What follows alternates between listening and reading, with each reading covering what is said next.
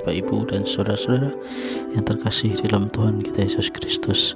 Perenungan pada pagi yang hari ini dari Yohanes pasal yang ketiga ayat 1 sampai yang ke-7 dengan tema kehadiran Roh Kudus menjadikan kita manusia baru.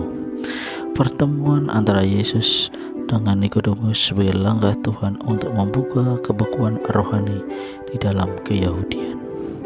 Nikodemus seorang Farisi yang sangat berpengaruh, sangat dihormati, serta golongan yang paling keras. Karena Nikodemus salah satu anggota majelis Sanhedrin atau kelompok massa yang anti terhadap Kristus. Sebagai mahkamah agama, dirinya pun yang membantu Yusuf Arimatea untuk mengurus pemakaman Yesus serta memberikan rempah-rempah pada saat kematian Yesus, sehingga dirinya dikatakan seorang punya kedudukan yang tinggi, sangat religius, terpelajar, bahkan memiliki moral yang baik pula. Pertanyaannya, mengapa salah satu orang Sanhedrin itu mau datang kepada Yesus? Inilah yang disebut dengan pekerjaan Tuhan di dalam hati manusia, tersembunyi, rahasia, serta tidak nampak oleh pemikiran manusia. Nikodemus mencari Yesus, sebenarnya ingin menyampaikan kepada kita bahwa tanpa kehadiran Yesus bagi dirinya tidak ada artinya, serta ingin menunjukkan bahwa Yesuslah yang diutus oleh Tuhan, dan kuduskanlah Kristus di dalam hatimu sebagai Tuhan. 1 Petrus 3 ayatnya yang ke-15. Kita bisa mengenal Tuhan apabila kita berusaha untuk menuruti segala perintah-perintahnya. Dan menurut pemikirannya, Nikodemus beranggapan bahwa Tuhan hanya mendengarkan bagi orang yang selalu menjalankan firman Tuhan, walaupun dirinya memiliki kedudukan, materi, kesuksesan, kehormatan, serta kemakmuran. Yohanes 3 ayat 3-6 mengungkapkan adanya betapa pentingnya seseorang yang lahir baru. Hal ini, lahir baru merupakan awal dari kehidupan.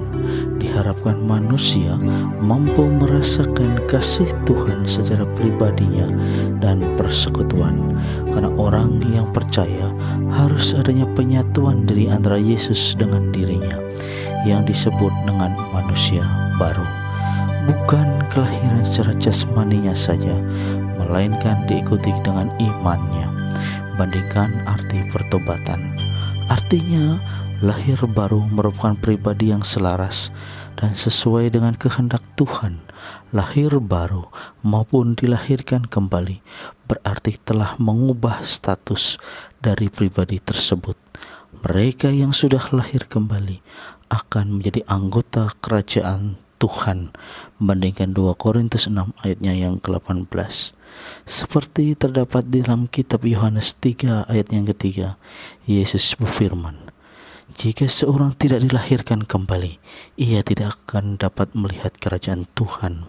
Artinya, kelahiran kembali merupakan persiapan seseorang untuk hidup bersama dengan Tuhan di dalam kerajaan Tuhan, serta pribadi tersebut memiliki kehidupan yang berpengharapan. 1 Petrus 1 ayat yang ketiga. Kelahiran kembali berarti juga kita telah ditebus dari kehidupan kita yang sia-sia, mulai dari kehidupan nenek moyang kita, sehingga dengan hati nurani yang murni, mereka yang hidup di luar Kristus menjadi malu karena melihat perbuatan yang dilakukan sebagai orang-orang percaya. Hal ini dikarenakan kegelapan sedang lenyap dan terang yang benar telah bercahaya.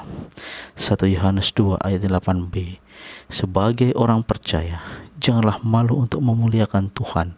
Bahkan kita harus menjadi teladan bagi sesama kita, karena kita berasal dari Tuhan, sehingga harus mendengarkan dan melaksanakan perintah Roh Tuhan itu sendiri, sehingga kita mampu mengalahkan dunia ini dengan iman kita.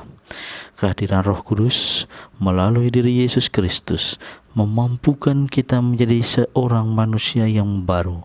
Manusia yang baru itu menindaklanjuti dari kelahiran kembali di dalam Yohanes 3 ayat yang ketiga.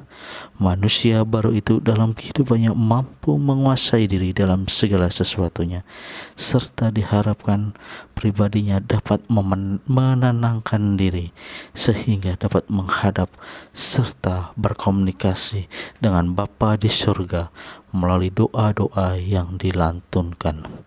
Untuk itulah rendahkanlah dirimu di bawah tangan Tuhan yang kuat, sehingga kita bisa ditinggikan atas nama Tuhan sendiri. Dengan jalan itulah Tuhan telah menganugerahkan janji yang sangat berharga bagi kita untuk mendapatkan bagian kodrat ilahi dengan tidak bersungut-sungut, sehingga barang siapa tetap tinggal di dalam ajaran Kristus, dirinya memiliki Bapa maupun Anak. Kehadiran Roh Kudus yang memampukan kita untuk menjadi manusia baru bukanlah kita mengikuti cerita-cerita isapan jempol manusia atau kebohongan di dunia ini, namun dengan berusaha dengan sungguh-sungguh untuk menguasai diri, bertekun, bahkan berdisiplin kita terhadap pengenalan akan Yesus Kristus, Tuhan dan Juru Selamat kita. Sehingga dengan demikian ketekunan kita bisa diteguhkan oleh firman Tuhan yang telah disampaikan dari nenek moyang kita hingga selama-lamanya.